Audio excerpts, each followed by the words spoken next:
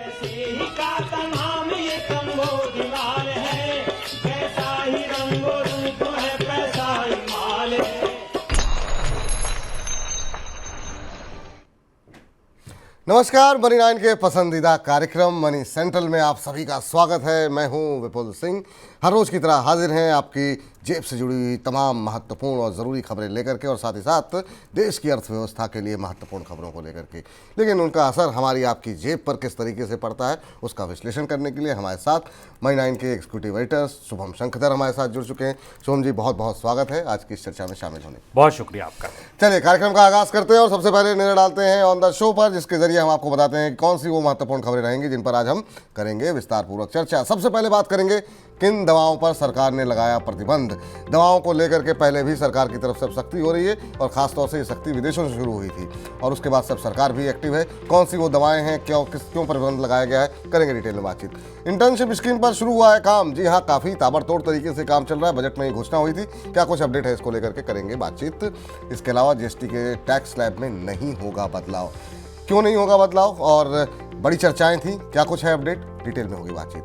Adani group क्यों बेच रहा है अपने शेयर, आखिर में क्या वजह रही कि अदानी समूह को अपने शेयरों को बेचने की नौबत आ रही है, हम भी करेंगे इस पर विस्तारपूर्वक बातचीत। एचडीएफसी बैंक ने क्यों ठुकराई है डील, पूरी डिटेल थोड़ी देर में आपको मिलेगी।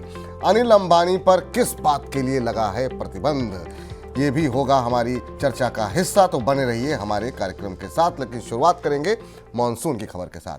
मॉनसून सीजन के 3 महीने अब पूरे होने वाले हैं और अब तक बीते सीजन के दौरान देश भर में सामान्य के मुकाबले 3% ज़्यादा बरसात हुई।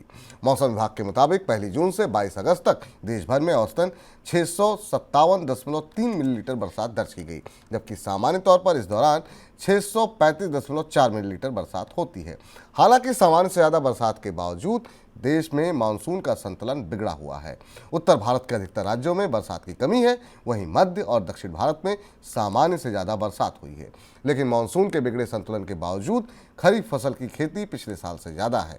अब सवाल यहाँ पर यह है शुभम जी आपसे कि मानसून के बिगड़े जो संतुलन है उसका असर किस तरीके से देखने को मिल सकता है। जी देखिए, हिमाचल, पंजाब, राजस्थान, बिहार अभी भी 26% डेफिसिट है, जबकि बंगाल में 12% बिलो है 10 ईयर एवरेज के। और ये जो बात आपने कही कि उत्तर भारत में ये स्थिति है, रिजर्वायर्स की भी स्थिति अगर आप देखें तो 150 में से करीब 150 रिजर्वायर ऐसे हैं जो 112% अपनी कैपेसिटी के भरे हुए हैं, और डिकेलर एवरेज जो है, दशकों का जो एवरेज है वो भी बेहतर है। लेकिन नॉर्थ में फिर आप देखें तो 30% का शॉर्टफॉल है। ये दिखाता है कि यहाँ पर बारिश नहीं हो रही है, और नॉर्थ में जो फसलें हैं, चाहे वो पैडी हो या आप बात करें अन्य फसलों की, यहाँ पर थोड़ी चिंता देखने को मिल सकती है। हमने फसलों के लिहाज से भी बात की थी, तो कपास, दाल और धान, ये 3 फसलें ऐसी हैं जिनकी के उत्पादन पर कुछ ना कुछ असर पड़ता दिख सकता है मानसून के बाद। जी, इस बीच केंद्र सरकार ने 156 दवाओं को तुरंत प्रभाव से प्रतिबंधित कर दिया है। जिन दवाओं को प्रतिबंधित किया गया है वे सभी फिक्स डोज कॉम्बिनेशन दवाएं हैं। उनके इस्तेमाल पर एक्सपर्ट पैनल ने आपत्ति जताई थी और कहा था कि उससे सेहत को खतरा है। प्रतिबंध का सामना करने वाली दवाओं में कई दवाएं एंटी एलर्जिक भी शामिल हैं। अब बड़ा सवाल यही है कि सरकार ने आखिर में ये प्रतिबंध लगाया क्यों, और पहले भी हमने देखा कि दवाओं को लेकर के बहुत सारे एक्शन लिए गए हैं, और वे कौन सी दवाएं हैं जिन पर प्रतिबंध लगाया गया है। जी देखिए, ये दवाएं ये मानी गई है कि इनका कोई उपचार करने में कोई ज़रूरत नहीं है, और ये दवाएं दरअसल कॉम्बिनेशन वाली दवाएं हैं। एक छोटा सा एग्जांपल ये है कि अगर आपको बुखार है, तो अगर ऐसी कोई दवाई जिसमें बुखार की पैरासीटामोल और एंटीबायोटिक साथ साथ है, तो ऐसी दवा पर रोक लगाई गई है। ये कहा गया है कि अगर एंटीबायोटिक की जरूरत नहीं है तो केवल पैरासीटामोल दी जाए। इसी तरीके से तमाम और ऐसी दवाइयां हैं जिनके जो कॉम्बिनेशन के साथ आती हैं, चाहे वो नाक बंद होने के दौरान नेजल की जो दवाइयां हैं, सिरप हैं, इसके अलावा पैरासीटामोल और म्यूकस ब्रेकडाउन म्यूकस की जो दवाई हैं, इन पर भी ये सख्ती की गई है। सख्ती ज़्यादातर उन दवाइयों पर की गई है जहां पर किसी सप्लीमेंट के साथ एलोवेरा, मेंथॉल जैसा कोई कॉम्बिनेशन है, तो वहां भी ये सख्ती की गई है। कुल मिलाकर जो कॉम्बिनेशन जरूरी नहीं है, अगर ये कहा गया है कि दवाइयां अलग अलग हैं तो उन पर रोक लगाई जाए, उनको रोका गया है। और ये जो दवाइयां जिन पर बैन किया गया 156, ये उस 344 की अगली कड़ी है। इससे पहले 344 दवाइयां 2016 में इसी तरीके की बैन की गई थी, और इसके बाद ये 156 दवाइयां नई हैं जिनको बैन किया गया है। समस्या क्या है? समस्या ये है कि सरकार ने ये कहा है, सरकार की तरफ से, नियामक की तरफ से, कि आप इनको तत्काल इन पर इनकी मैन्युफैक्चरिंग, इनकी सप्लाई और इनकी बिक्री रोक दीजिए। दिक्कत ये आएगी जो बाजार में ऑलरेडी दवाइयां हैं उनका रोल बैक कैसे किया जाएगा। ये एक बड़ी समस्या है जिसको हमें समझने की जरूरत है। बड़ी संख्या में हम देख रहे हैं कि हम दुनिया भर में दवाइयाँ एक्सपोर्ट भी कर रहे हैं और भारतीय बाज़ार में भी ये दवाएं हैं। ये क्या वजह है, क्या कुछ लापरवाही है या क्या है जिसकी वजह से इस तरह का एक्शन बार बार जो है सरकार को लेना पड़ रहा है? जी देखिए, दवाइयों को लेकर क्योंकि इंडिया की एक्सपोर्ट में हम फार्मा हमारा एक बड़ा हिस्सा है, तो हमें ये समझने की ज़रूरत है कि दवाइयों पर बहुत चौकन्ना होना इसलिए ज़रूरी है क्योंकि दवाइयों की जो मैन्युफैक्चरिंग यहाँ होती है बहुत हाइजीन का ध्यान रखा जाता है। FDA के जो अप्रूवल होते हैं बहुत मुश्किल से मिलते हैं। ऐसे में अगर आपकी दवाइयाँ सब स्टैंडर्ड हैं, कुछ ऐसी दवाइयाँ हैं जिनकी ज़रूरत नहीं है उसके बाद भी वो चल रही हैं, तो उन पर सख्ती लाजमी है। हालांकि इंडस्ट्री का ये कहना है कि 1980 के दशक में जो दवाइयाँ चल रही थी तब से अब तक अगर उस पर कोई साइड इफेक्ट नहीं है तो इनको बंद नहीं करना चाहिए। लेकिन नियामक सब स्टैंडर्ड दवाइयाँ, फर्जी दवाइयाँ, नकली दवाइयाँ, इन सबको दूर करना चाहता है, इसलिए इस तरीके की सख्ती की गई है। चलिए, इस बीच रोजगार को बढ़ावा देने के लिए वित्त मंत्री निर्मला सीतारमण ने टॉप 500 कंपनियों में इंटर्नशिप को लेकर के बजट में जिस योजना की घोषणा की थी अब उस पर काम शुरू हो गया है। रिपोर्ट के मुताबिक टॉप 500 कंपनियों में इंटर्नशिप देने के लिए पोर्टल तैयार हो रहा है और इंटर्नशिप को लेकर के कंपनी मामलों के मंत्रालय की तरफ से दिशा निर्देश जल्द जारी हो सकते हैं। दिशा निर्देश जारी होने के बाद सरकार पोर्टल को भी लॉन्च कर देगी। अब जितनी तेज़ी से काम यहाँ पर हुआ है, क्या इसकी वजह मानते हैं? क्या आने वाले चुनाव इसकी वजह हैं या फिर सरकार इस मामले को लेकर के काफ़ी गंभीर है? आप इसकी क्या प्रमुख वजह? जी देखिए, कल हमने एक डेटा पे डिस्कशन किया था मनी सेंटर में। आपने देखा होगा कि जो कंपनियों में नौकरियां हैं उनकी ग्रोथ घटी है, 1.5% ग्रोथ रह गई जो कभी 5% हुआ करती थी। रोजगार का मुद्दा एक ऐसा मुद्दा है, चाहे चुनाव से पहले या ओवरऑल इकोनॉमी में, हमेशा सरकार के लिए चिंता बन के उभरता रहा है। इस बजट में ये घोषणा हुई थी कि हम इंटर्नशिप के जरिए कंपनियों में अच्छा वर्कफोर्स पहुंचाएंगे और उस वर्कफोर्स को जिसके हाथ पास काम नहीं है उनको हम काम देंगे।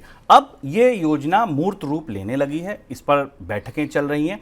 अब सरकार एक पोर्टल ऐसा बना रही है। चर्चा ये है कि पोर्टल पर दोनों तरफ से रिक्वायरमेंट मंगाई जाएंगी। कंपनियों से ये मांगा जाएगा कि आपको किस तरीके की इंटर्नशिप चाहिए, और जो लोग ऐसे हैं जो इंटर्नशिप करना चाहते हैं उनकी क्वालिफिकेशन उनके साथ डाली जाएगी और मैच कराया जाएगा, ये शेक हैंड कराया जाएगा, जिससे कि इंडस्ट्री के लिए सही लेबर मिल सके और लेबर भी तैयार हो सके इंडस्ट्री के लिए।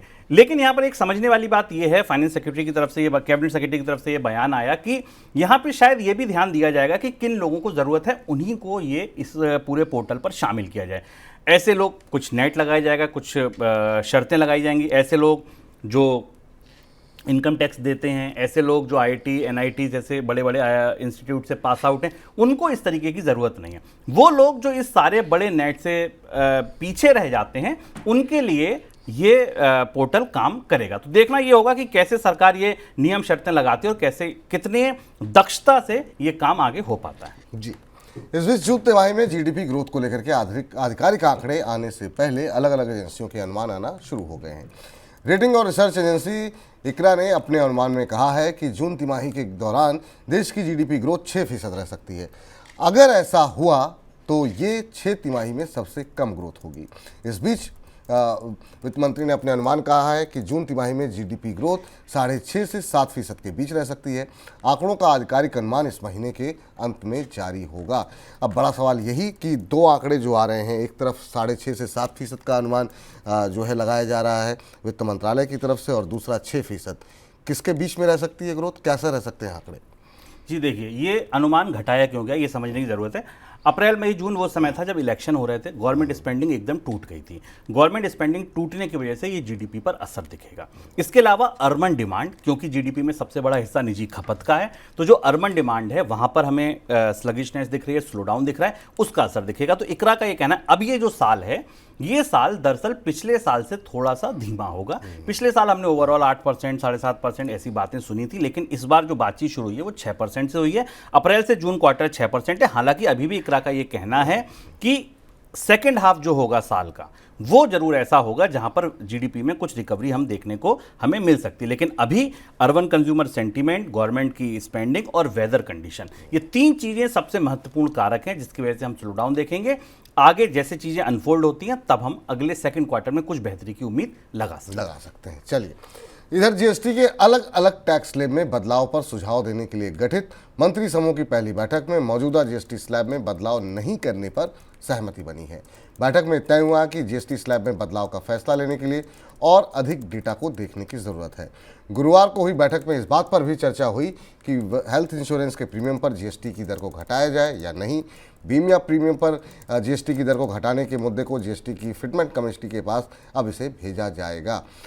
बहुत उम्मीदें थीं और बहुत सारी लोग ये उम्मीद लगा के बैठे हुए थे, बहुत सारी चीज़ें सस्ती होंगी, बहुत सारे बदलाव होंगे।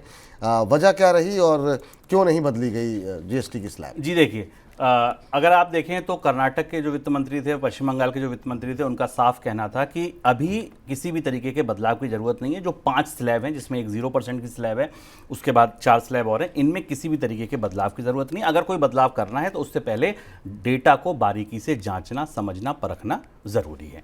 और एक चीज़ ये भी सामने आई कि कुछ और मांगे थी, जैसे कि इंश्योरेंस पर जीएसटी घटाया जाए या और बाकी मुद्दों पर भी बातचीत कही गई, लेकिन अभी भी वहाँ पर कोई निर्णय नहीं आया। वो फिटमेंट कमेटी का मामला है, तो वो फिटमेंट कमेटी को भेजा गया, वहाँ से सिफारिशें आएंगी तब पता चलेगा। तो फिलहाल जो भी कोशिशें थी कि रैशनलाइजेशन होगा, रेट में बदलाव होंगे, कोई एक बीच की रेट निकाली जाएगी, तर्कसंगत किया जाएगा पूरे जीएसटी के स्ट्रक्चर को, ऐसा फिलहाल कुछ नहीं है। अभी ये गाड़ी फिलहाल के लिए ऐसे ही आगे बढ़ गई है। बड़ी उम्मीद थी नेचुरल गैस को लेकर के कि चलिए ठीक है, पर अभी पेट्रोल डीजल तो नहीं आ सकता, कम से कम नेचुरल गैस से शुरुआत होगी कि जीएसटी के दायरे में आएगा। उस पर कहीं कोई बात होती हुई दिखाई नहीं दी। जी बिल्कुल, अभी उस पर भी कहीं किसी तरीके की कोई बात होती दिखाई नहीं दी गई है।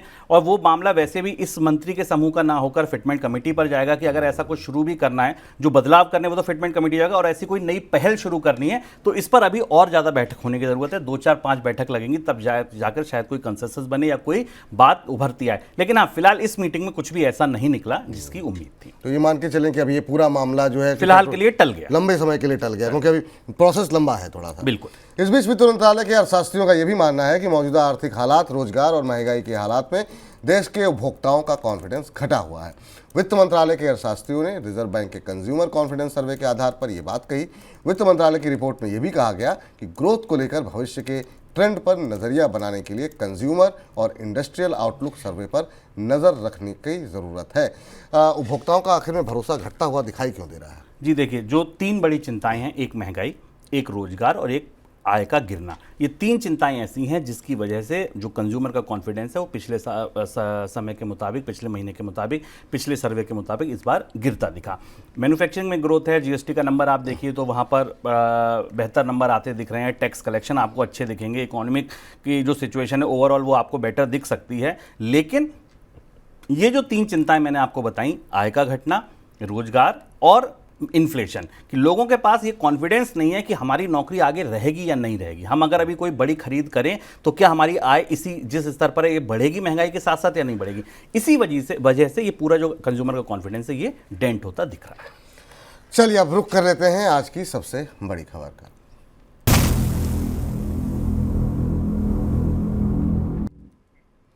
अदानी ग्रुप के प्रमोटर्स करीब 30,000 करोड़ रुपए जुटाने के लिए अपनी लिस्टेड कंपनियों में हिस्सेदारी बेच सकते हैं।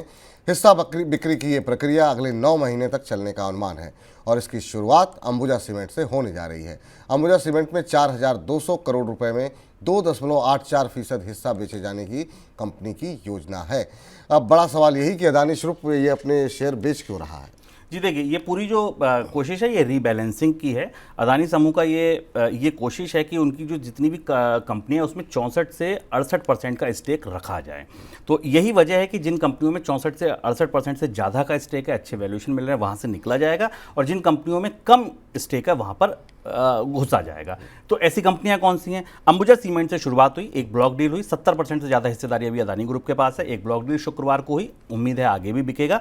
70% से यहाँ पे कुछ कम किया जाएगा, जबकि अदानी ग्रीन एनर्जी एक ऐसी कंपनी है जहाँ पर 57% हिस्सेदारी है कंपनी की, तो वहाँ पर स्टेक बढ़ाया जाएगा और 70% या उससे ज़्यादा 72% अदानी पावर में जहाँ है वहाँ से निकाला जाएगा। एक चीज़ और समझने वाली ये है कि अदानी विल्मेर इस केस से पूरी अलग है, क्योंकि वहाँ पर 75% से ज़्यादा स्टेक रखा नहीं जा सकता, 25% आपको फ्री फ्लोट करना है, वहाँ अभी 87% से ज़्यादा हिस्सेदारी इन कंपनियों के पास है। तो वो मामला तो खैर दूसरा ही है, वहाँ तो आपको रेगुलेशन की वजह से, रेगुलेटरी कंप्लाइंसेस की वजह से आपको ऑफलोडिंग करनी है। लेकिन हाँ, इसके अलावा भी ये जो कंपनियां हैं, यहाँ से अंबुजा सीमेंट हुआ या अदानी पोर्ट्स हुआ, इनसे स्टेक बेचकर और दूसरी जगह अदानी ग्रीन में खरीदा जाएगा। ये ग्रुप एक रीबैलेंसिंग की ओर जा रहा है। तो इसे खाली रीबैलेंसिंग के तौर पर ही देखें या ये भी देखें कि प्रोमोटर्स कुछ पैसा जुटा करके जो उनके ऊपर कर्ज है उसको अदायगी में भी इसका रकम का इस्तेमाल कर सकती है? अभी ऐसा माना जा रहा है कि कंपनियां जो भी $3 बिलियन के आसपास का इंटरनेशनल कर्ज है जो ये अंबुजा की डील के लिए लिया गया था, ग्लोबल कर्ज जो है, उसको नई फंड रेजिंग से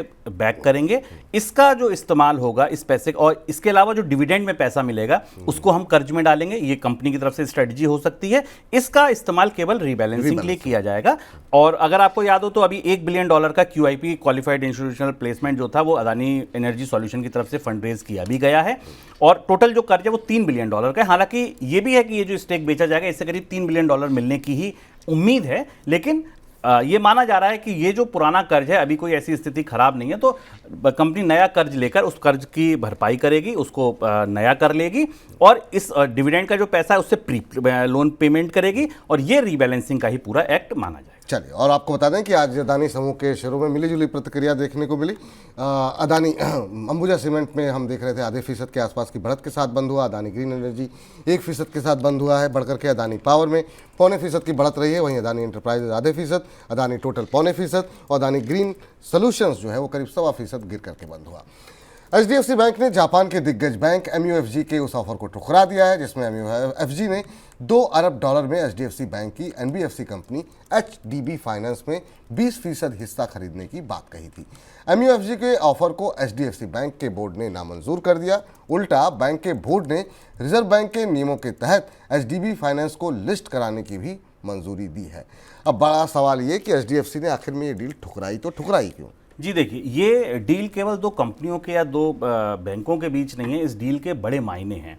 डील के मायने इसलिए क्योंकि जापान की सरकार ने भारत के प्रधानमंत्री, वित्त मंत्री, विदेश मंत्री को इस डील में वो साथ खड़े हैं, बैक कर रहे हैं, इस तरीके के संकेत दिए थे। डिप्लोमेसी है, ये समझने की ज़रूरत थी कि सरकार अगर इसके पीछे खड़ी थी तो आगे भी ये संभावना बनती दिख रही थी कि अगर ये हो जाता है तो सीधी सी बात है कि इन देशों के रिश्ते आगे भी बढ़ेंगे और आगे भी कुछ अलग तरीके के टाइज हो सकते हैं। लेकिन ये एकाएक झटका लग गया जब HDFC के बोर्ड ने इस पूरे डील के लिए मना कर दिया और ये कह दिया कि हमें ये डील नहीं करनी है। अगर आप जापान के इस बैंक की बात करें तो ये $123 बिलियन से ज़्यादा की मार्केट कैपिटलाइजेशन वाला बैंक है। दूसरा सबसे बड़ा बैंक है ये। ग्लोबल फुटप्रिंट्स अगर आप देखें तो 40 कंट्रियों में इसका ग्लोबल फुटप्रिंट है। और उस बैंक की पूरी कोशिश थी कि अगर HDFC में उसको ये स्टेक मिल जाता है तो वो प्रमोटर की तरह होगा। 20% स्टेक बड़ा स्टेक है, प्रमोटर की तरह होगा और इमर्जिंग मार्केट के किसी कंट्री में उसकी दखल हो जाएगा। लेकिन अब अगर यहाँ पर ये डील नहीं हुई है तो ये देखना होगा कि इसको किस तरीके से, हालांकि दोनों कंपनियों की तरफ से भी कोई आधिकारिक प्रतिक्रिया नहीं आई है, लेकिन हाँ, सरकार के मोर्चे पर, देश के मोर्चे पर ये बहुत अच्छी खबर नहीं है। चलिए, इस बीच कैपिटल मार्केट रेगुलेटर सेबी ने रिलायंस होम फाइनेंस से जुड़े एक मामले पर कार्रवाई करते हुए अनिल अंबानी और 24 अन्य लोगों के खिलाफ सख्त कदम उठाया है। अनिल अंबानी को 5 साल के लिए सिक्योरिटी मार्केट से बैन कर दिया गया है। साथ में उनके ऊपर 25 करोड़ रुपए का जुर्माना भी लगाया गया है। इस दौरान अनिल अंबानी अब किसी लिस्टेड कंपनी में निदेशक या किसी अन्य महत्वपूर्ण पद पर नियुक्त भी नहीं हो सकेंगे। अनिल अंबानी के लिए मतलब बुरे दिन समाप्त तो नहीं हो रहे हैं और ऐसे समय में ये कार्रवाई जो की गई है इसके क्या कुछ मायने निकाले जाए? देखिए, कार्रवाई से बड़ा ये समझने की ज़रूरत है कि एक ऐसा कारोबारी, एक ऐसा व्यवसायी जिसका नाम फोर्ब्स की लिस्ट में आ रहा है, दुनिया के अमीर लोगों में आ रहा है, जिसको भारत में कई ऐसे मोर्चे पर सरकार जिसके पीछे खड़ी दिखी है, बड़े बड़े रोजगार मेलों में जो बड़ी बड़ी घोषणाएं करता है, ऐसे किसी ग्रुप का प्रमोटर अगर ऐसे किसी केस में पाया जाता है कि वो अपनी ही कंपनी से गले से दरअसल चोरी कर रहा था, वो एक कंपनी से दूसरी कंपनी में फंड डाल रहा था, वो कंपनियां भी कहीं ना कहीं उसकी या उसके किसी रिलेटिव की थी और उसके बाद उसको वो पैसा मिल रहा था, तो ये तो एक तरह से गले में चोरी वाली बात है। ये दिखाता है कि देखिए कि कितना किस किस लेवल पर भ्रष्टाचार या किस किस लेवल पर ये चीज़ें फैली हुई हैं। पेनल्टी कोई बहुत ज़्यादा नहीं, 25 करोड़ रुपए की पेनल्टी आपने अनिल अंबानी पर लगा दी, या एक कंपनी पर, उनकी कंपनी पर 6 लाख की पेनल्टी लगा दी, उसको सिक्योरिटी मार्केट से दूर कर दिया आपने, अनिल अंबानी को सिक्योरिटी मार्केट से दूर कर दिया। लेकिन आप सोचिए कि उन निवेशकों की क्या गलती थी जिन्होंने इन कंपनियों में पैसा लगाया था? उन निवेशकों की क्या गलती थी जिन्होंने अनिल अंबानी पर या मैनेजमेंट पर भरोसा करके ये माना कि ये सब लोग ये सब कुछ जो भी कर रहे हैं अच्छा कर रहे हैं, हमारे हित के लिए कर रहे हैं। लेकिन समस्या ये है कि आप तो करके निकल गए, कंपनी को बैठाल दिया, आपकी सेहत पर जो फर्क पड़ा वो बहुत ज़्यादा फर्क नहीं पड़ा, आपकी लाइफ स्टाइल में बहुत अंतर नहीं पड़ा, लेकिन उन निवेशकों का कितनी गाढ़ी कमाई चली गई, ये समझने की ज़रूरत है। बड़ा लंबा ऑर्डर है, 277 पेज का ये पूरा ऑर्डर है, और इसमें डिटेल में ये बताया गया है कि कंपनी ने कैसे अब एक कंपनी से दूसरी कंपनी रिलायंस होम फाइनेंस से पैसा निकाल कर और दूसरी कंपनी में ये पैसा घुमाया था, और जो पैसा उनकी तरफ से ही कहा गया था। हालांकि अनिल अंबानी ने कहा कि ये तो मैनेजमेंट रन कंपनी है, तमाम लोग इसमें शामिल हैं, लेकिन सेबी ने अपनी रिपोर्ट में ये कहा है कि नहीं, आरोपी मुख्य रूप से अनिल अंबानी थे और इसीलिए उन पर यह पेनल्टी लगाई गई। ये मान के चलें कि जब बीच बीच में ऐसा लगता था कि शायद अनिल अंबानी जो है व्यापार जगत में फिर से वापसी करेंगे, कुछ एक डिफेंस डील भी होती हुई दिखाई दी बीच में, उस पर भी हालांकि विपक्ष की तरफ से हमला हुआ, लेकिन इस तरह के लगातार उनके ऊपर जो उनके ऊपर एक्शन लिया जा रहा है कि अनिल अंबानी फिलहाल एक बड़ी परिदृश्य में अब फिलहाल दिखाई देते हुए नहीं दिखाई देंगे। जी बिल्कुल, अब देखिए, अब तो ये आपका भरोसा और डगमगा जाएगा। जो लोग आपकी कंपनियों में निवेश करते हैं या जो बैंक आपको कर्ज देते हैं, उन्हें भी तो लग रहा है कि आप क्या कर रहे हैं। तो सिंपल सी बात है कि ये तो मुझे ऐसा लगता है कि पहले ही बुरे दिन चल रहे थे, और मतलब जुकाम था ही था, बुखार और आ गया, करेले पर नीम चढ़ा वाली बात। चलिए, 5% का आज लोअर सर्किट लगा है, हालांकि अब 4 रुपये का शेयर है रिलायंस होम फाइनेंस का। अब भविष्य क्या होगा पता नहीं। अब जरा नजर डाल लेते हैं कुछ एक और महत्वपूर्ण खबरों पर, फटाफट झटपट में।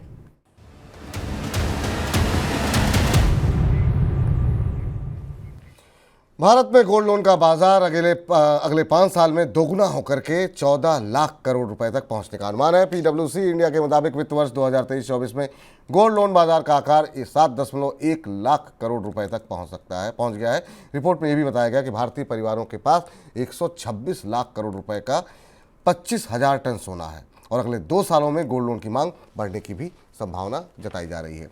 अपने ओपन सोर्स टेक्नोलॉजी पर आधारित ONDC प्लेटफॉर्म पर अगले 2 महीने में इंश्योरेंस और म्यूचुअल फंड प्रोडक्ट उपलब्ध होंगे। इसके अलावा क्रेडिट कार्ड जारी करने के लिए ONDC मास्टर कार्ड के साथ भागीदारी के लिए भी बातचीत कर रहा है। इससे पहले ONDC अपने प्लेटफॉर्म पर डिजिटल लोन की शुरुआत कर चुका है। इसके तहत सैलरीड और नॉन सैलरीड कस्टमर्स को 6 मिनट में पर्सनल लोन की पेशकश भी की जा रही है।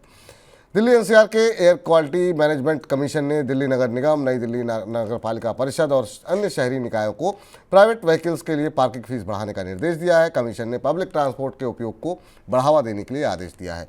कमीशन ने इसी साल 1 नवंबर से पूरी दिल्ली में पार्किंग फीस बढ़ाने को कहा है, ताकि प्राइवेट वाहनों के उपयोग को कम करके सर्दियों में होने वाले वायु प्रदूषण को नियंत्रित किया जा सके। Online food delivery platform Zomato ने अपनी intercity food delivery service legends को बंद कर दिया है। 2 साल तक इस सर्विस को चलाने के बाद जोमेटो ने पाया कि ये प्रोडक्ट मार्केट के अनुकूल नहीं है, इसलिए इसे तत्काल प्रभाव से बंद करने का फैसला लिया गया। 2022 में शुरू की गई intercity food delivery services legends के तहत भारत के 10 शहरों के व्यंजन भारत के घरों तक पहुंचाए जाते थे। चलिए, तो फिलहाल ये कुछ महत्वपूर्ण खबरें रहीं जिन पे कि हमने झटपट में बात की। किसी पर आपकी टिप्पणी कोई विशेष? ये जो ONDC वाला मॉडल है, ये देखने वाला मॉडल है, ये मुझे लगता है कि ग्राहकों के लिए बड़ी अच्छा होगा कि अगर mutual fund, insurance, master card, credit card के संग इनके संग बातचीत भी चल रही है। अब आपको एक ही प्लेटफॉर्म पर, एक ऐसा फाइनेंस प्लेटफॉर्म जिसके पीछे सरकार खड़ी होगी, वहाँ आपको लोन भी मिलेगा, इंश्योरेंस भी मिलेगा, तमाम आप वहाँ पर कंपेयर कर पाएंगे, और सरकार पीछे खड़ी होगी तो निगरानी भी रहेगी, और बहुत कम फीस पर आपको शायद ये प्रोडक्ट उपलब्ध हो जाएंगे। ग्राहकों के लिहाज से ये एक अच्छी खबर है। अच्छी खबर है। थोड़ा सा और विस्तार से बताइए ना, मतलब कैसे काम करेगा ये, मतलब ये किस तरीके से ONDC होता क्या है? जी देखिए, जैसे आपका एक ई-कॉमर्स प्लेटफॉर्म है, एक ई-कॉमर्स प्लेटफॉर्म आप ये समझ लीजिए एग्रीगेटर है। ONDC जो है एक तरीके से एग्रीगेटर है। इस ONDC की वेबसाइट पर जब आप जाएंगे या मोबाइल ऐप पर जब आप जाएंगे और हेल्थ बीमा क्लिक करेंगे, तो उस पर तमाम कंपनियों के हेल्थ बीमा आपको एक जगह मिल जाएंगे। आप अगर लोन लेने जाएंगे तो बहुत सारे सिक्योर्ड और अनसिक्योर्ड लोन केवल 6 मिनट में ONDC से दिए जा रहे हैं। ये उनका दावा है कि कंपनी सिर्फ 6 मिनट में लोन दे रही है, सैलरीड हो या आप नॉन सैलरीड हो। तो बहुत सारी फाइनेंशियल सर्विसेज के लिए सरकार, अभी आपने देखा पेटीएम था, रेजर पे था, यूपीआई था, बहुत सारे प्लेटफॉर्म थे। लोन लेने को आइए तो माइक्रो क्रेडिट की बहुत सारी वेबसाइट थी, इंश्योरेंस की तो बहुत अलग अलग वेबसाइट थी, एक एग्रीगेटर था इंश्योरेंस। अब सरकार खुद खड़ी होगी कि सारी फाइनेंशियल सर्विसेज आप एक जगह लीजिए, तो ये ओएनडीसी है। चलिए, तो उम्मीद करते हैं कि जो लगातार जिस तरीके से फाइनेंशियल इंक्लूजन की बात हम लगातार कर रहे हैं, सरकार उसके पीछे खड़ी है। आपको एक ही जगह पर तमाम सारी सुविधाएं जो है वो मिल जाएंगी। तो एक अच्छी खबर यहाँ पर निकल करके आती हुई। सोम जी, आज की चर्चा में आप जुड़े, तमाम खबरों का विश्लेषण किया, बहुत बहुत शुक्रिया, बहुत बहुत धन्यवाद आपका। बहुत शुक्रिया आपका।